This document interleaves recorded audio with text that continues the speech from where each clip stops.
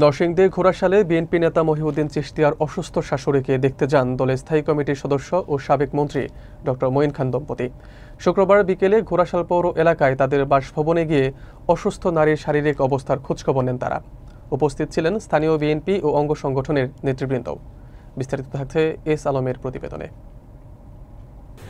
নরসিংদী ঘোড়াশাল পৌরসভা বিএনপির যুগ্ম সাধারণ সম্পাদক মহিউদ্দিন চিশতিয়ার অসুস্থ শাশুড়িকে দেখতে শুক্রবার বিকেল 4টায় তার বাসভবনে যান বিএনপির স্থায়ী কমিটির সদস্য ও সাবেক সফল মন্ত্রী ড মঈন খান। সঙ্গে ছিলেন তার সহধর্মিণী অ্যাডভোকেট রুকসানা খন্দকার খান, যিনি খান ফাউন্ডেশনের চেয়ারম্যান। তারা অসুস্থ নারীর শারীরিক অবস্থার খোঁজখবর নেন এবং পরিবারের সদস্যদের সঙ্গে কিছু সময় আলাপ করেন। পরে দ্রুত আরোগ্য কামনা করে তার চিকিৎসা ও সেবার বিষয়ে প্রয়োজনীয় সহযোগিতার আশ্বাস দেন ড মঈন খান।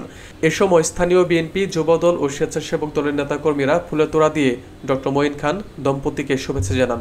উপস্থিত নেতারা বলেন, ড মঈন খানের এই মানবিক উদ্যোগ বিএনপির নেতাকর্মীদের মধ্যে পারস্পরিক সৌহার্দ্য ও সম্প্রীতি আরও জোরদার করবে। তারা দলীয় ঐক্য ও মানবিক মূল্যবোধের প্রতি তার অঙ্গীকারের প্রশংসা করেন।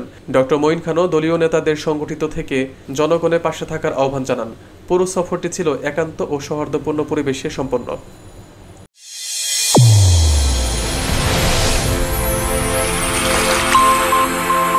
চ্যানেল A1 হৃদয়ের স্পন্দন।